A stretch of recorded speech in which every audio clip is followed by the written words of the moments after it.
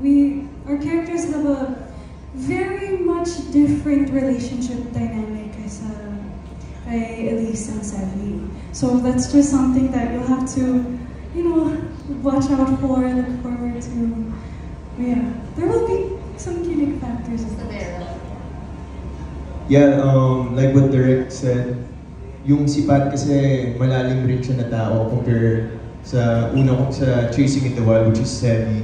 And parang 360 talaga yung pinagkaiba nila. So, it's really like different character yung mabibigay ng situation here. And it's basically not pangpakilig yung yung story. It's all about, heist. So, pero syempre, meron pa rin si Pat and Grace ng mga ganun na kilig scenes.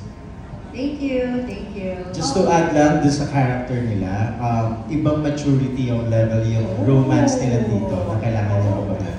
So, yeah. Thank you. Okay, more mature na high gab ang abangan natin. Maraming salamat po. Anna, move. This apart from me is that this project is actually going to be showing a very different side of me that I can guarantee. Because what most people are used to seeing is usually that very jolly, flamboyant, very positive, Tosh. Now we're going towards something a little bit more serious. Tackling real life battles, real life things you go through. So, follow-up question ko lang sa cast. So, since na-mention nga that it will talk about real life issues among students, siguro can you give like a patikim anong real life issue yung ika-cover ng character sa series? I would say for my character, one of the biggest issues that she deals with, without spoiling of course, she's very challenged by her morals, her moral dilemmas, and the consequences of her actions. For me, kay Pat siguro yung relationship niya with his dad.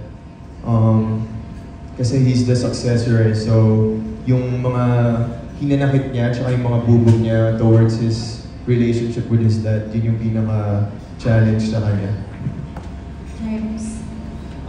Siguro yung sa akin, my family would tackle more about financial problems. And syempre, yung struggle din with having a single parent, kung paano yung dynamics ng relationship namin ng parent ko. So, yeah, yun siguro doon kayo mag-linger towards our story. So, kay Direk naman, so I'm sure you've worked with them a lot of times na rin through the production. So, what makes them the perfect people to portray their characters? All four of them. Pilyo tong apat na to. Sobrang pilyo nilang apat. Nasarap nilang katrabaho kasi they really love their characters and the whole series. So, sila yung tipo ng mga artista na nakikipag-collaborate just to develop each character na gusto nilang gawin. Yun. And then at the same time, natutuwa sa kanila kasi meron na silang rapport sa bawat isa. Kasi kapag nagbibiroan, lalo na itong katabi ko sa kayo nasa dulo, kung mag-asaran sila, kala ko parang okay, parang magkapatid na talaga. So, nakita ko yung, okay, dito you have a vision of what will happen sa set. And then at the same time na nakikita mo na, magtutulungan tong apat na to. And wait, kay Direk, yeah, I discovered na yung mga favorite horror movies ko, siya pala yung nag-direct. Larita, one of the scariest horror movies that I've seen. And he's, we always talk about the character of Pat, kung ano yung pwede namin, iba yung hindi i-copy-paste for the past Bad Genius, a movie and series, so we want to give him a different, personality na pwede namin ipakita. And I really appreciate him because he told us na, I want to see you guys after ng show na to maging, character actor. Parang hindi lang ito lang mabibigay niya. I want you guys to see like na meron pala kayong different na mabibigay as an actor. And I really appreciate that when we were doing workshop. Kay Jai, wala, parang sabi nga nito rin, parang magkapatid na kasi kami nito halos araw-araw kami magkasama, teammate kami sa basketball, and he's one of my closest friend sa showbiz, and he's as real as you can get, one of the most genuine person that I know. And kay Tash, super humble and down to earth. When I first met her dun sa workshop, sobrang bait. Alam mo, hindi mo ma-feel na parang mulak siya, parang she's just, you know, just being a normal person. I really appreciate her. And of course, kay Haya, we've been working together for this third project. And I'm really excited for her to, you know, to showcase Grace. Hindi na naman po bagay na bagay sa kanya yung bagong gupit niya ngayon. And yeah, we're just excited to work on a new project because this is going to be a different challenge and we're always up to a new challenge. Haya? Hi. I would say for direct, I have the same thoughts as Gab. And also, I really appreciate na, I don't know, a lot of the films that I've seen in the past, I love that, finding out that it was directed by you, they were so beautiful, and also, I appreciate how hands-on you are with everything. It really feels like such, I know that I can trust you and your vision, and it's helped us all build like a team together to work on this project, so I really appreciate that. And with Kuya, sorry, nasana ako from Sitaw.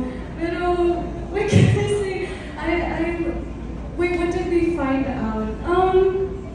I'm not sure how to answer that with everyone. I've been working with you since SSA, and I just love that, you know, he's always super helpful with me and super genuine, and everyone's so genuine. But I appreciate that, and I'm excited to work with you again on this project too. And then with Natasha, oh girl, I have so much love for you already. Like, she's so cool, she is very down to earth, and I appreciate how much she's been there for me, even though we've only, you know, started working together, and I feel like we've connected in some way. So, yeah, and then with Gab, of course, you didn't get a new haircut, so I can't say anything about that. But, I'm really looking forward to working on this project with you, and I also know that you're gonna kill it. And he's super hardworking, he's very motivated, so I'm already proud of you. And yeah, there you go. Itong dalawang lalaki na to, I mean, during special kahit backstage or kahit saan, kung matulitan ka naman, minsan parang hinihintay ko lang talagang magsuntok itong dalawang matulitan. Sobrang pili sa isa't isa. But yun yung natutuwa akong makita sila kasi alam mo lang na nag-gel na sila as a group. And alam mo lang na malaki yung itutulong na kung paano nila dadalhin yung material. Well, for me, it's one of the challenges I mean, as a director, I always want to prove myself and I want to challenge myself na hindi lang ito yung material na kaya kong gawin. I think that's also one of the, parang yun naman ang goal ng bawat director. So, to be given a chance to direct a material like this at Bad Genius, and then ibang-iba siya, I mean, nakaka-excite and sobra na parang, okay, ano ba yung pwede kong gawin? And then to the point na parang you study each version of the series, and then ano ba yung pwede mong baguhin? And then you study also the personality, not just of the character, but the actors as well. When it comes in, why not? Because my rule in life, and I always say this, is I don't want to close my doors with anything. At least I get to say that I tried and I gave it my best. Okay, maraming salamat. To study script well, because we don't want to send a different signal or a wrong signal that saying that we were encouraging cheating. We made sure about the material that at the end, after the whole series, that the moral lesson is there at malinaw yun sa kanila. We have a lot of revisions in the material na kung paano namin gagawin yun. Because we just want to show the cheating na hindi lang siya, kumbaga, apektado, not just you, but the people around you, and your family as well, and your loved ones as well. So parang ginanda namin yung buong series, para at least malinaw yung mensahe, hindi ma-lost in translation na parang, uy, wait lang, inaano nila, okay lang ang cheating. Cheating not just in school, but also in other aspects. Of course, diba? Especially yun, yung magaling. If it's okay, can I ask the foreign stars, Para sa inyo, what's more important? To be intelligent or street smart? Kasi may mga ibang matalino sa school pero walang diskarte sa buhay. So, would you rather be street smart or intelligent? Alright, great question. Simulan natin kay Jai. Hirap ng tanong kasi syempre... Walang in-between, Miss Dali. Dapat... Ay, ganon. Dapat kasi, importante rin talaga yung maging intelligent ka, but at the same time, street smart. Kasi sometimes being street smart, doon mo makukuha yung mga diskarte mo sa buhay, di ba? So, I think, for me, Street smart ka ba or matalino ka? ako kasi may pagka kind of street smart ako, mas gusto ko yung mas diskarte kasi you know, being here for 20 years, diskarte minsan ang kailangan mo sa industriya natin kung paano ka magiging maayos sa pag-arte mo, sa lahat ng magiging proyekto mo, hindi ba? So, I guess sometimes, you know, sige, let's give it a different way, parang street smart naman. Para, di ba, maging liquid lang tayo sa lahat ng mga pangyayari sa buhay. Para sa akin po, siguro po street smart din kasi you actually get to learn trial and error. That's how the real world actually works. Once you get out there, once you're coming of age and you explore, meet new people, you learn things along the way. Kaya? For me po, same thing. There's so much importance to both, but I would say more on street smart. I feel like I don't need to explain it even further kasi same po yung answer ko, pero just also based on like personal experiences and a lot of what I've seen in life, I feel like street smart can take you a long way. Yun din po, street smart. Copy please. Thank you. And Thank you. Okay, very interesting question. Ginamit ko rin yun for school. Because I didn't want to do student loans in the US and it's expensive.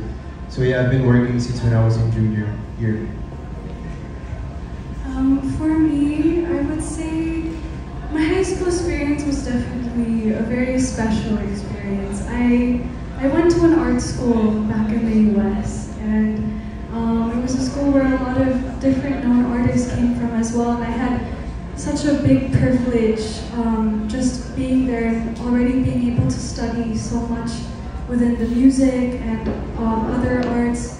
There were different arts. There wasn't just music. There was also like instrumental, theater, audio production, a lot of other stuff. So I would just say it was very interesting, but I learned so much, and it's definitely a big part of who I am now. And if I didn't go to that school, I probably wouldn't be here. When I was in high school, I think I would describe myself as being musipag. I would kind of stress myself out until I got the job done to the best that I could. And I also learned how to take a lot of risks in my high school, like my high school life. Things that I wasn't sure if I could do, or let's say, oh, I haven't tried that. Because of my experiences in high school, now that I'm older, it makes me feel that, okay, I'm more equipped. I know the feeling of jumping into something new, that kaba, that excitement, and that's why I'm really happy about what I learned in high school. Ako, when I was in high school, kasi since home study ako, but more of the studying kasi sa bahay. Pero we come to school twice a week para mag-exam. So may barkada pa rin, and naging varsity pang ako for a while. So same, parang regular student, which is I really love about it kasi at least iba yung yung treatment nila sa akin. Parang hindi, so ako mismo nakikibagay sa talagang barkadahan talaga. So masaya ako sa experience na yon, and marami rin akong tutunan sa experience ko being high school sa Angelico. So a lot for me to handle. Of course, I didn't go to the extent that Grace did. Pero I can understand the pressure that she feels with that. But at least at the end of the day, it went well.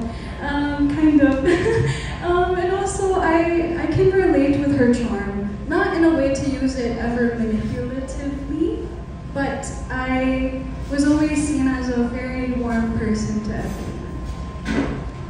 For me, sobrang total new experience to kasi si Si Pat, sobrang yaman, medyo may kupal siya in a way, sorry for the term, bully.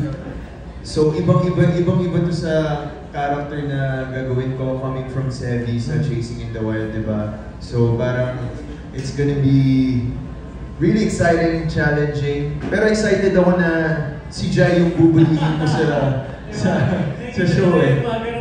Yung experience ba? Or parang similar? Mayaman, di ba? Tapos,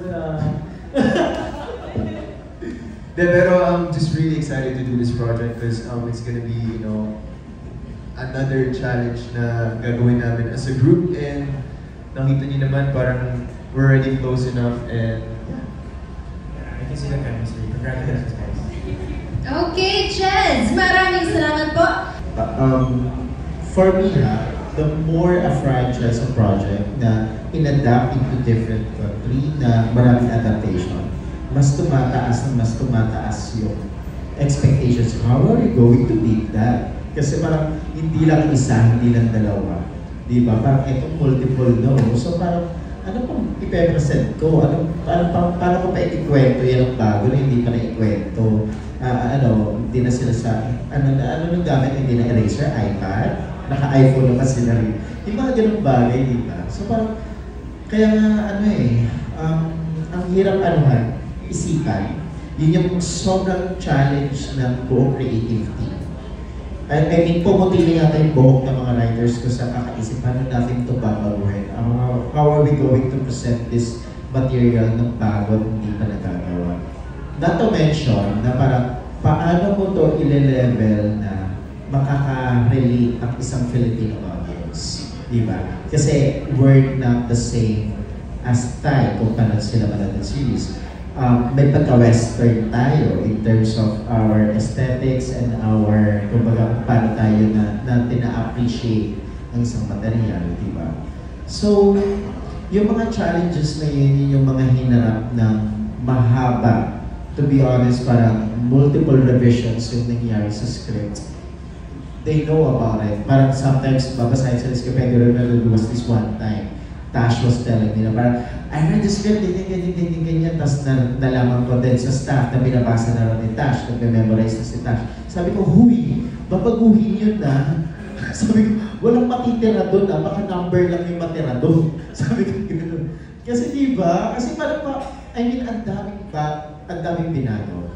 From each character, na kung paano yung personality ng bawat isa, kung paano i-present yung problems, and then the whole mechanics of the cheating, and then at the same time, kung paano natin ibababa yun. Ang taas ng exclusive school nila ha, escalator, eskwelahan, parang mall, di ba? Parang yung mga ganun levels, na parang I was so grateful with my whole team because I have their backs.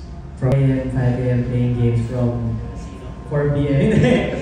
So grabe ako maglaros. And at the same time, siguro weakness ko rin minsan is yung when you give instructions or kapag sa school, kung walang hindi ina-analyze or hindi pinapakita sa akin ng kung paano siya gawin, medyo hirap ako siyang intindihin. Not until pakita sa akin kung paano gawin, especially with film. Kung ituturo lang sa akin verbal, parang medyo malilito ako. Pero on the spot, kaya minsan mas gusto ko na, doing camera ops na talaga on the spot, shadowing mga POVs natin sa industry, mas naiintindihan ko kasi yung bagay na yun. So, genius siguro, hindi ako magaling pero siguro comfortable ako sa pagbabasketball, sa sports. Any some kind of physical activities, medyo may confidence akong gawin, comfortable akong gawin. And doing this job, siyempre, mahal ko to, gusto ko to. So, yeah, siguro dun ako genius. Kinda. Para sa akin, kung hindi naman bad, pero weakness would have to be that konting perfectionist ako. Meaning, I really pay attention to the details and I expect myself to be able to do the work that's needed.